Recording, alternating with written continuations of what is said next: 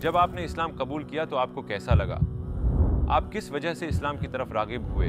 اسلام کے پاس انسانیت کے لیے بے پناہ وسائل ہیں۔ اگر آپ نے دیکھا ہو تو پلیز اس کا انکار نہ کریں۔ میں واقعی اسے ایسے پڑھ رہا تھا جیسے یہ ایک ذاتی خط ہے جو مجھے خدا کی طرف سے موصول ہوا ہے، جیسے اوکے اب جاگ جاؤ۔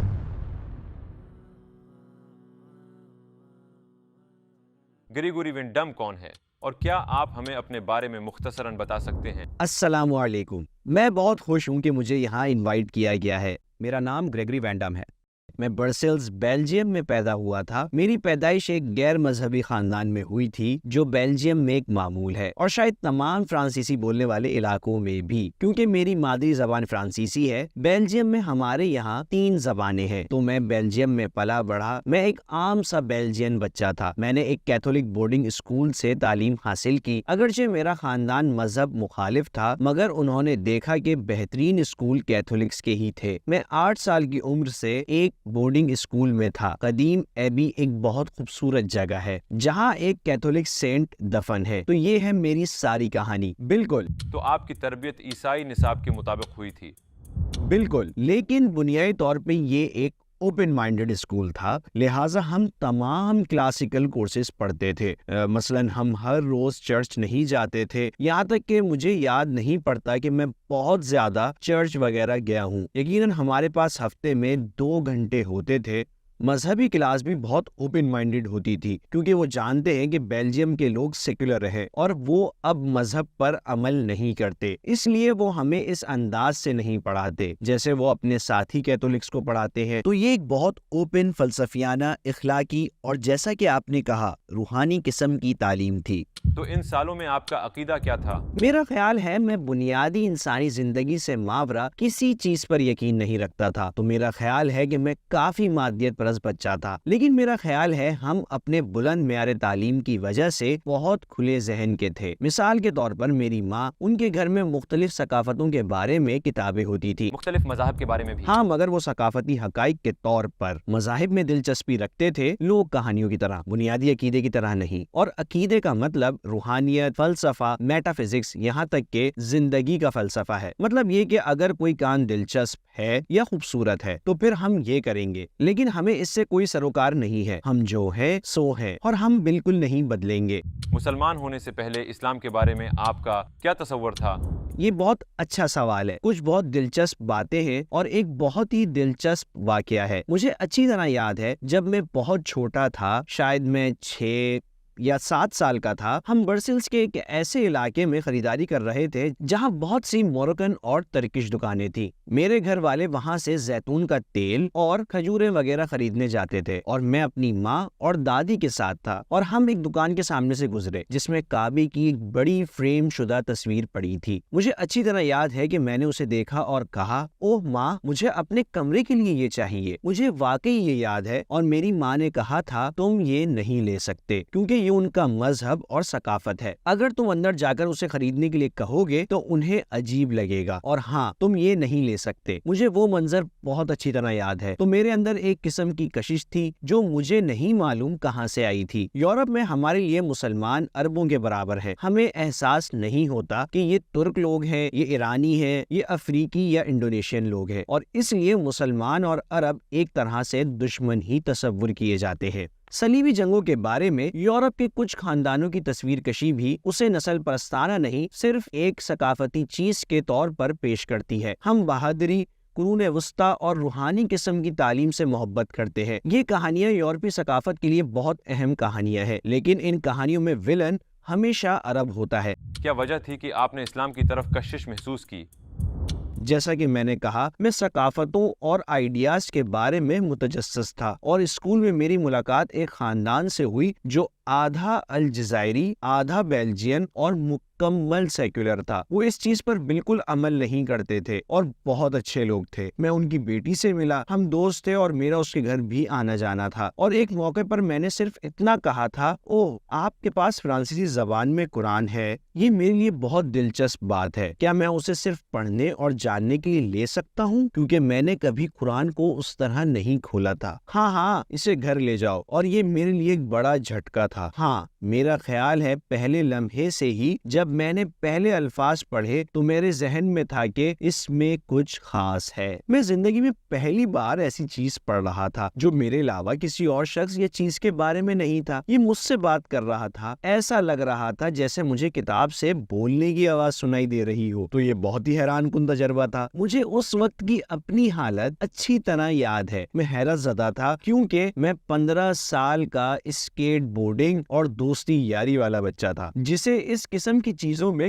کوئی دلچسپی نہیں تھی، لہٰذا میں حیران تھا۔ اس کتاب میں کہا گیا تھا کہ یہ واضح ثبوت ہے کہ ٹھیک ہے، بس اب جاگ جاؤ اور اپنے ارد گرد دیکھو، کیا تم دیکھتے نہیں؟ اور ایسا تھا۔ ہاں، یہ سچ ہے۔ میں واقعی دنیا کو اس طرح دیکھتا ہوں اور مجھے دنیا کو اس طرح دیکھنا چاہیے اور مجھے خود کو اس دنیا کے حصے کے طور پر اس طرح دیکھنا چاہیے۔ تو ایسا لگتا تھا جیسے یہ آپ سے براہ راست بات کر رہا ہو، اللہ آپ سے براہ راست بات کر رہا تھا۔ یقیناً میں واقعی اسے ایسے پڑھ رہا تھا جیسے یہ ایک ذاتی خط ہے جو مجھے خدا کی طرف سے موصول ہوا ہے، اور یہ بھی کہ یہ خدا ہے۔ میں نے خدا کے بارے میں اس طرح کبھی نہیں سوچا تھا، تو یہ میرے لیے بھی بہت بڑا انقلاب تھا۔ یہ حقیقت کے بارے میں اور دراصل عالمگیر سچائی کے بارے میں ایک آفاقی پیغام ہے۔ اور اس کے بعد کیا ہوا؟ میں نے وہاں موجود اس الجزائری خاندان کے سامنے دل کی بات کہہ دی۔ اوہ، کیا کمال کتاب ہے، ناقابل یقین۔ مجھے لگتا ہے کہ میں مسلمان ہونے جا رہا ہوں، صرف قرآن پڑھ کر؟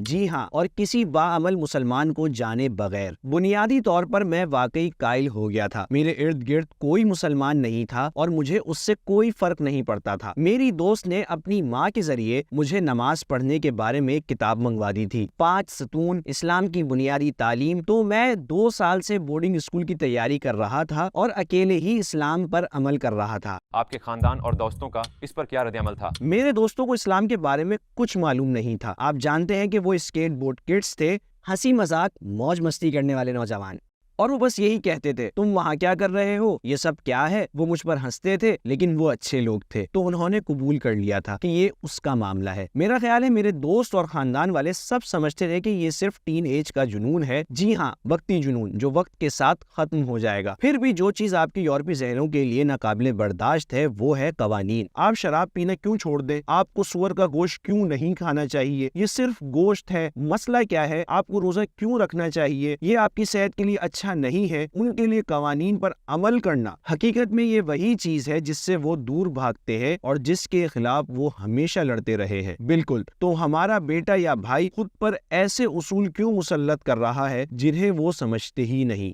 کیا آپ کے لیے دن میں 5 بار نماز پڑھنا مشکل تھا، یا آپ کے لیے ایک ماہ میں 30 دن روزہ رکھنا مشکل تھا؟ نارتھ کی وجہ سے روزہ رکھنا کوئی مسئلہ نہیں تھا۔ میرا پہلا رمضان نومبر میں آیا تھا۔ بنیادی طور پر میرا روزہ صبح 8 سے شام 5 بجے تک ہوتا تھا، جو بہت آسان تھا۔ اس کے بعد میں نے نارتھ میں گرمیوں میں بھی رمضان کا تجربہ کیا، جو کہ 21 گھنٹے کے روزے کی طرح ہے، جو واقعی بہت مشکل ہے۔ لیکن اس وقت رمضان واقعی کوئی مسئلہ نہیں تھا، لیکن باقاعدگی سے نماز پڑھنا یقیناً ایک مسئلہ تھا۔ جب میں بورڈنگ اسکول میں تھا تو نماز پڑھنے کا موقع تلاش کرنا بہت مشکل ہوتا تھا۔ میں اسکول وغیرہ کے بعد نمازیں ادا کرنے کے طریقے تلاش کرتا رہتا تھا، لیکن یہ سب سے اہم کوشش تھی۔ کیا آپ نے اپنے ارد گرد کے لوگوں کو اسلام کا پیغام پہنچایا، اور کیا آپ کی وجہ سے کوئی مسلمان ہوا؟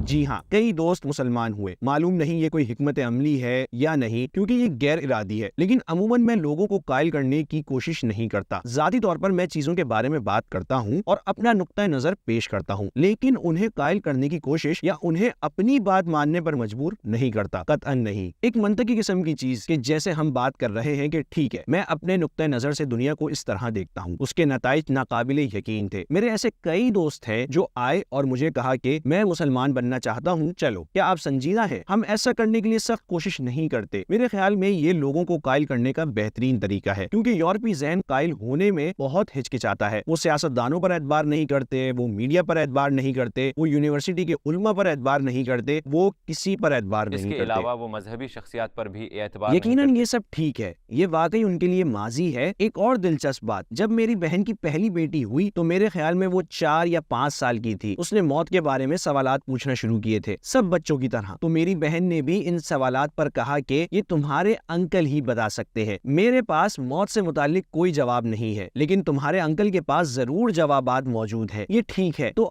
آپ میرا اسلام قبول نہیں کرتے اور میرے عقیدے سے بالکل بھی مطمئن نہیں ہے، لیکن پھر بھی آپ سمجھتے ہیں کہ موت جیسی اہم حقیقت سے متعلق میرے پاس آپ سے زیادہ جوابات ہیں۔ یہ واقعی بہت دلچسپ ہے۔ وہ سمجھتے ہیں کہ کچھ ہے ضرور، لیکن وہ آگے بڑھ نہیں سکتے اور درمیان میں حائل رکاوٹوں کو دور نہیں کر سکتے۔ کیا آپ کو لگتا ہے کہ بیلجیم یا باقی یورپ میں اسلاموفوبیا بڑھ رہا ہے اور اس کی روک تھام کے لیے کیا کرنا چاہیے؟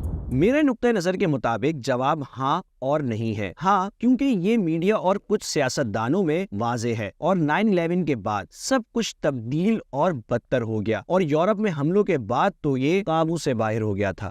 چارلی ہیبڈو۔ ہاں، اور بیلجیم میں ایئرپورٹ کے اندر سب وے پر حملہ ہوا تو یہ سب چیزیں بہت خوفناک تھیں۔ تو یقیناً ایک احساس تو موجود ہے کہ اسلاموفوبیا بڑھ رہا ہے۔ پھر بھی میں نے بیلجیم میں حملوں کے بعد واضح طور پر دیکھا کہ بہت سے لوگ اسلام کے بارے میں جاننا چاہتے تھے۔ یہ ایک نئی بات تھی۔ وہ حیران ہوتے ہیں کہ اس مذہب میں آخر ہے کیا، میں سمجھنا چاہتا ہوں کہ مقصد کیا ہے، تو وہ سوال پوچھنے لگتے ہیں۔ پہلے وہ نہیں پوچھتے تھے، تو وہ ایک قسم کا پوشیدہ اسلاموفوبیا تھا، اور آج یہ ایک انتہائی شعوری طور پر موجود اسلاموفوبیا ہے، لیکن کچھ لوگوں کے لیے یہ اسلام کو جاننے کا موقع ہوتا ہے۔ اسلام سے پہلے زندگی میں آپ کا مقصد کیا تھا اور اسلام کے آنے کے بعد کیا مقصد ہے؟ میں ہمیشہ سے ایک مثالی شخص رہا ہوں۔ مجھے لگتا ہے میرا مقصد ٹھیک تھا۔ میں دنیا بدلنے جا رہا ہوں، اور شاید آج بھی میں دنیا بدلنا چاہتا ہوں۔ مجھے لگتا ہے کہ میں اسے بالکل مختلف طریقے سے دیکھتا ہوں۔ مجھے لگتا ہے کہ مجھے سب سے پہلے خود کو بدلنے کی ضرورت ہے۔ آپ اس لیے نہیں بدلتے کیونکہ آپ بدلنا چاہتے ہیں۔ آپ کو واضح طور پر معلوم ہونا چاہیے کہ آپ دنیا میں کیا تبدیلی چاہتے ہیں۔ تو ہاں، آج میں اس علم کی اہمیت کو سمجھتا ہوں۔ انسانوں کو بہتر طور پر جاننا، بہتر طریقے سے جاننا کہ دنیا کیسے کام کرتی ہے، اور اپنے اہم وسائل یعنی اسلامی روایت کو بہتر طور پر جاننا۔